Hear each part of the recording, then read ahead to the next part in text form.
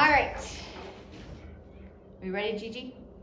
All right, everybody, we are going to read chapter 14 of Hudson Taylor, Deep in the Heart of China by Janet and Geoff Benge. Chapter 14 is titled, The Work Begins. The new missionaries of the China Inland Mission did not have to wait long for God to answer their prayers for accommodation.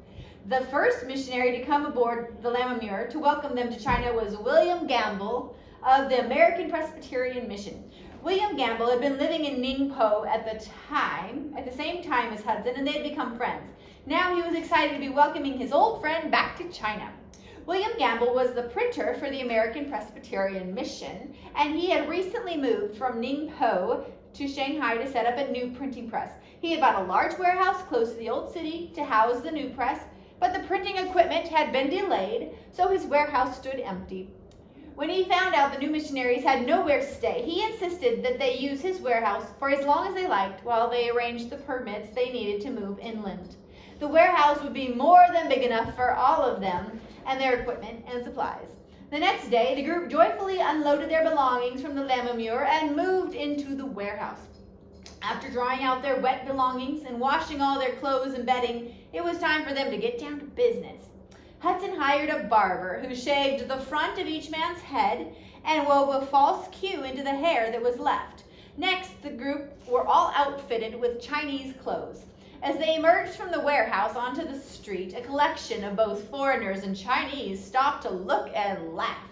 The men in particular had a difficult time keeping their pants pulled up and not tripping over the curled up ends of their new shoes. There was even an article in the Shanghai newspaper about the new China Inland Mission. In the article, the writer called them the Pigtail Mission. To many foreigners in Shanghai, the behavior of the new mission was both un-British and un-Christian. Missionaries from other organizations often crossed the street when they saw someone from the China Inland Mission approaching. They wanted nothing to do with such a weird group of people. All of this caused some of the new missionaries to wonder whether wearing Chinese clothing and having a Chinese hairstyle was the right approach. But Hudson reminded them they would be leaving soon for the interior, where they would meet multiplied thousands of people who had never seen a white person before. Do you want to be remembered for the strange Western clothes you wore or for the message of salvation you preached? He asked them. The new missionaries could see his point and spent more time practicing how to roll up the sleeves of their tunics and eat rice with chopsticks. 3 weeks after arriving, the paperwork was complete, and the China Inland Mission had permission to leave Shanghai for Hangchow. Before they left, several missionaries from other groups came to talk to Hudson. They told him he was crazy. How could he encourage 9 unmarried women to venture into the interior? Didn't he know that in all of China there was not one unmarried woman working away from the 5 treaty ports? Hudson did know, and as they spoke, he thought back to Brighton Beach and all that God had shown him there. He would do all he could to keep the women safe, but God had called them, and each woman knew the risks involved. William Gamble had grown attached to the missionaries staying in his warehouse. He was sad to see them go, and he did not want to take the rent money they insisted on paying him. He came to the dock to see them off. It was a beautiful moonlit night when they boarded the junks that would take them 100 miles up the Huangpu River to Hangchow. William Gamble helped them aboard, and before waving goodbye, he left a small package on the seat of the last junk. When the package was opened, it contained all the rent money they had paid him for the use of the warehouse, and a note that read, "For the good of the mission." The junks floated silently out onto the river, past the docks where the Lammermuir was still tied up, undergoing repairs. The crew had been looking out for the missionaries, and when they saw them, they begged Hudson to come aboard for one last service. By the light of the moon, the missionaries clambered up the rope ladder over the side of the ship onto the familiar deck of the Lammermuir. Hudson preached a short sermon on the foredeck, and they sang some hymns together. Mr. Brunton asked if he could travel upstream with the party for a few days, and Captain Bell gave his permission. So with one more member than when they had started, the group reboarded their junks. As they floated out on the river, the crew and the missionaries sang together, "Yes, we part, but not forever," the same hymn that had annoyed so many of the crew when they first heard it on the East Indian Company dock in London. Now they themselves were singing it as loud as they could, not caring what the sailors on the nearby ships thought. That's funny. Mr. Brunton traveled with them for 3 days, and Hudson baptized him in the river before he returned to the Lammermuir in Shanghai. The trip to Hangchow was very slow, and it was 4 weeks before the junks finally docked there. The city of 1 million people was as beautiful as Hudson had told everyone it would be. Although heavily damaged during the Taiping Rebellion, it had been mostly rebuilt, and there was lots of lakes and open fields in and around the city. And just as Shanghai, there were a few houses to rent in Hangchow, but after several days, Hudson managed to find the perfect place. That is, if you used a lot of imagination. The house at number 1 New Lane was one of those buildings that had not been repaired after the Taiping Rebellion. It had enormous holes in its walls, and what was left of the walls was caked with mud. But the house was also huge. It was a 2-story building and had over 30 rooms. Hudson could immediately see the possibilities.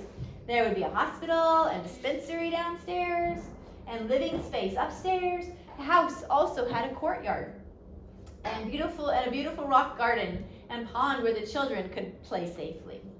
The team set about quietly repairing the house.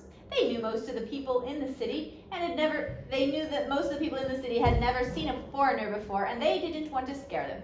So they left the windows open and the curtains undrawn most of the time so their neighbors could see what they were doing. Soon they had little groups of Chinese people watching them eat rice and vegetables with chopsticks and swat the flies away with large grass fans. Slowly the people peering in through the windows got braver. They hung around the doorway and finally ventured inside. 1 or 2 curious people opened up a sea chest to see what was kept inside. They turned the handle on the clothes wringer and pretended to feed clothes through it like the foreign women did. A few of the braver ones examined the women's long hair, which came in strange colors, white like a silkworm's thread or brown like hemp rope. They looked into the foreigners' blue and gray eyes, and they laughed at their long, bumpy noses. They rubbed freckles to see if they were painted on, and came to the conclusion that although the foreigners had some unfortunate deformities, they were not all that different from themselves. News of the friendly foreigners spread through the city. Before long, the house on New Lane was a hive of activity. The hospital opened, and soon over 200 patients came every day. They were coming every day to receive medical care. Sui, one of the converts from the Bridge Street Church in Yangchow, joined the team. He spent his days preaching and talking to the crowds that came to the house.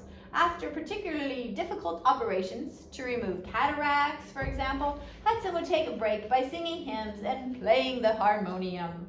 The patients loved it. Hudson would sing at the top of his voice and then climb on top of a desk and preach his heart out. Life was never dull at the house on New Lane. Maria often sat with the patients, praying with those who seemed frightened, and telling Bible stories to the children. She also had another baby of her own to look after. Little Maria was the baby sister Grace had wanted for so long. Like me. In late summer, the Taylor family took a much-needed break. Maria and the 5 children, Grace, Herbert, Howard, Samuel, and little Maria, stayed in the mountains outside the city, while Hudson divided his time between there and the work in Hangchow. The children found new energy to climb and explore away from the heat of the city. They ran and swam all day long, wearing themselves out by nightfall. But one morning, about a week into their stay in the mountains, Grace did not want to get out of bed. Maria brought her food, but Grace was not hungry. As the day wore on, Maria became very concerned, so she sent for Hudson. By the time he arrived, Grace's temperature was soaring. He examined her carefully, then he quietly slipped out of the room and motioned for Maria to follow him. He walked silently down to the pond where the children liked to swim. Then he spoke to Maria in a halting voice. There is no hope of Grace getting better. She has meningitis, and there is no cure. Someone stayed with Grace every minute, wiping her brow and singing to her and praying for her. 5 days later, while Hudson and Maria and many of those who had been with them on the Lammermuir gathered around her bed and sang hymns, Grace died peacefully. Hudson missed her terribly. He cried for days. Everything he did and saw reminded him of Grace. He walked past the lake and saw the swans they liked to feed together. He looked out his surgery window and saw the little swing in the courtyard that she had asked him to make for her. It now hung still. But the work in Hangchow went on, and while there was sorrow, there was also joy. William Rutland and Mary Bell were married. Wang Lei Jun, who had accompanied Hudson and Maria to England 7 years before, joined them. Pastor Wang, as he was now called, started a small church. Soon it had 50 baptized believers. The church was active in reaching out to the rest of the community with the gospel message. 4 other mission stations were also opened in nearby cities, and the China Inland Mission was beginning to grow as new missionaries arrived from England. There were still so many other challenges in China, though, and Hudson was getting restless. He had been in Hangchow for nearly 2 years, and it was time for him to move further inland. Jenny Falding and the McCarthys, who had joined the team in Hangchow from England, agreed to stay and support Wang Lujun, and while the rest of the group packed their belongings once again. In June of 1868, they boarded a houseboat headed for Yangchow, 200 miles further inland.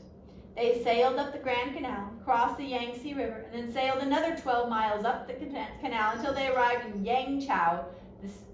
The city Marco Polo had been governor of in the 13th century.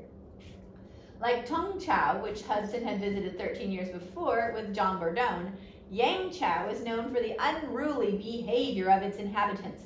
Aware of this, the members of the China Inland Mission stayed quietly on their houseboat until late July, when they moved into a large house Hudson had rented. The house was close to several other houses and had a number of outbuildings for team members to live in. Hudson hired some carpenters who spent several weeks working to repair and improve the house so that the team would be able to make better use of it for their ministry. Few foreigners had ventured into Yangchow, and so the team was very cautious as they made contact with the local inhabitants. A number of the educated people in the city were not happy to see the foreign missionaries. They believed that the foreigners would undermine their Confucianist beliefs, so they began spreading rumors about the group, saying they ate babies and gouged out the eyes of dying people. The locals believed what they heard and what they read on the posters that appeared around the city, listing all the disgusting practices the foreigners engaged in. People began to gather outside the China Inland Mission House and chant and jeer at those inside. At first there had been 100 protesters, but each night there were more. Finally, on Saturday night, August 22nd, 1868, there were nearly 10,000 protesters gathered outside the house. The chanting of the mob filled the house. The foreign devils have eaten 24 children! The foreign devils have eaten 24 children! The mob screamed. Rocks and mud balls exploded against the courtyard walls, and angry people pushed at the gate, which was chained shut. There must be at least 8,000 of them, Hudson said to Maria, and every one of them thinks we want to eat their children. No wonder they're angry. Maria nodded. Herbert, Howard, Samuel, and little Maria were huddled around their mother, who was holding her newest baby, Charles. The missionaries quickly began barricading themselves in the house. They nailed the shutters closed and piled tables and other furniture in front of the door. Hudson then gathered them all together. In addition to Maria and himself and their 5 children, there were 3 men and 5 women from the China Inland Mission, as well as 19 Chinese Christians in the house. The crowd is very angry. I don't think they'll stop until they have revenge, said Hudson. William Rudland and Henry Reed nodded. Some of the earlier crowds had been ugly, but nothing like this. Our best hope, Hudson went on, is to get to the Mandarin quickly and ask him for help. He is the only one who can stop this. I'll go, volunteered George Duncan. Me too, added William Rudland. No, said Hudson. The Mandarin knows me. He knows I am the leader of the mission. I must go. George will come with me. William, you stay here and help Henry to protect the others. Hudson kissed Maria and the children goodbye and, with George Duncan, slipped out into the courtyard and disappeared through a neighbor's house. They walked quickly once they reached the street that backed onto their house. If they kept their heads down and did not run, maybe they wouldn't be recognized. But some of the mob caught sight of them, even in their Chinese dress and cues, as they rounded a corner. As the mob began to call after them, Hudson and George Duncan looked at each other and then began to run for their lives. Fortunately, it was getting dark, and Hudson knew a shortcut through some fields. After a while, the men looked behind them. No one was following. They ran on, knowing that the crowd would guess they were headed for the Mandarin's house. If the crowd got to the gate first, they would have no hope of getting in to see him. They rounded a corner, and there was the gate to the Mandarin's house about 30 feet in front of them. But racing from the other direction was the mob, knives drawn and yelling at the top of their voices. It was too late for Hudson and George to turn back. They had to get to the gate fast. No, first. Faster and faster they ran, getting closer to the gate and to the mob. As the mob was about to grab them, they pushed the gate open and fell into the mandarin's courtyard. But they had to act quickly. The mandarin had to know they were in his courtyard and under his protection. "Save life! Save life!" Hudson yelled at the top of his voice as he regained his balance and rushed towards the house. "Save life" were the only two words a mandarin had to respond to, and quickly the mandarin's secretary came running out to see what the commotion was. The mob drew back when they saw him. They had lost the opportunity to get their hands on the foreign devils who were under the mandarin's protection now. The secretary invited the two men inside and asked them to wait. The China Inland Mission House was a mile away, and as they waited, Hudson and George Duncan could hear the thousands of people yelling and chanting outside the house. It was impossible to imagine what might be happening to those inside. They prayed as hard as they could while they waited for the mandarin. Back at the house, the women and children had been sent upstairs while the men stayed below to keep the barricades in place as long as they could. There was a rhythmic slamming against the front door until finally a hammer smashed through it and the table that was propped against it. The men looked around desperately for something to reinforce the barricade with, but there was nothing. The barricades would be completely down in a few more seconds, and William Rudland ran for the stairs. He had to warn the women, even though there was no way out from the second floor. Henry Reed fled into the garden. About this time, the mandarin finally agreed to see Hudson and George Duncan. After greeting each other, Hudson, fluent in the Mandarin dialect, explained that their house was under siege and that many foreign lives were in danger. The mandarin nodded and frowned. "I wonder why," he asked.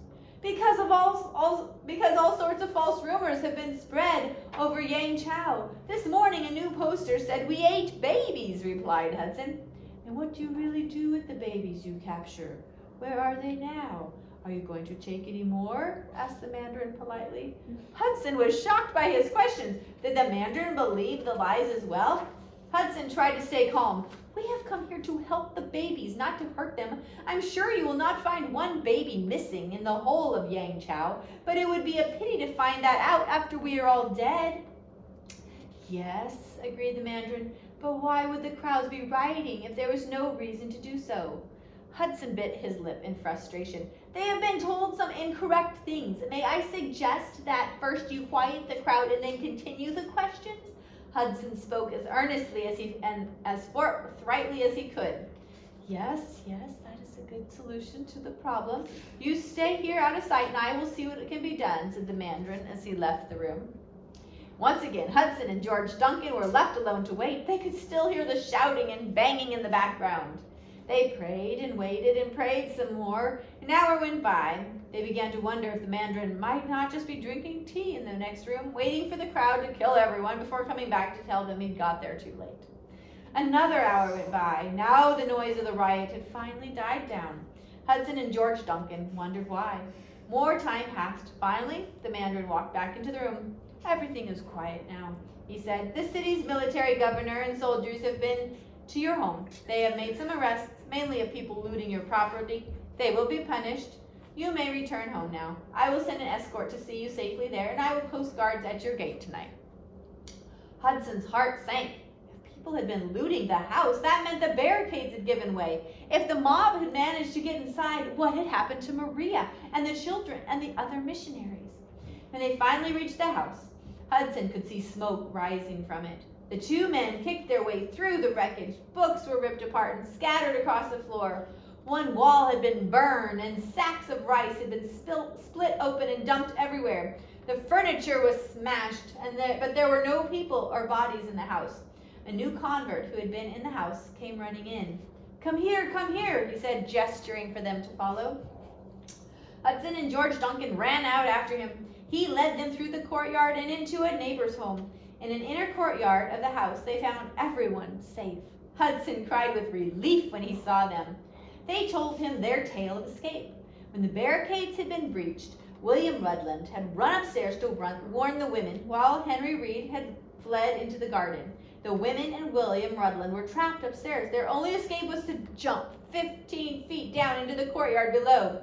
They threw down pillows and quilts to break their fall.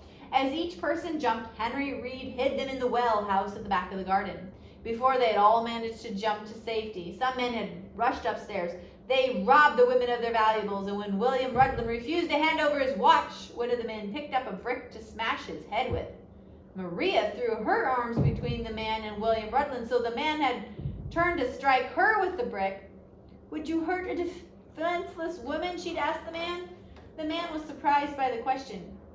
Would you hurt a defenseless woman?" she'd asked the man. The man was surprised by the question, dropped the brick, and ran to the door. Come up, he yelled to the mob below. William Rutland and the remaining women used the opportunity to jump to safety. Unfortunately, the mob downstairs had set the pillows and quilts on fire. Henry Reed pulled them away, but now there was nothing to break their fall. Maria landed hard and twisted and cut her leg. Emily Blatchley fell backwards as she hit the ground and shattered her elbow. Battered and bruised, they were all safe, and a neighbor gave them refuge in his inner courtyard. Later that night, they all returned to the China Inland Mission House. The rooms had been looted, drawers were emptied out, windows were smashed, and the furniture was demolished. Amazingly, though, Emily Blatchley's room was untouched. More amazingly, it was the room where most of the mission records, important papers, and money were kept. The next day, the mandarin sent out a proclamation warning the people of Yangchow not to disturb the missionaries again. It ended with the words, "If anything like this occurs again, the offenders will be severely punished. Disobey not." The proclamation was posted on every street corner. A week after the riot, things were back to normal in the city. The missionaries repaired the house, and their ministry in Yangchow continued on and became fruitful. All right. That's so sad.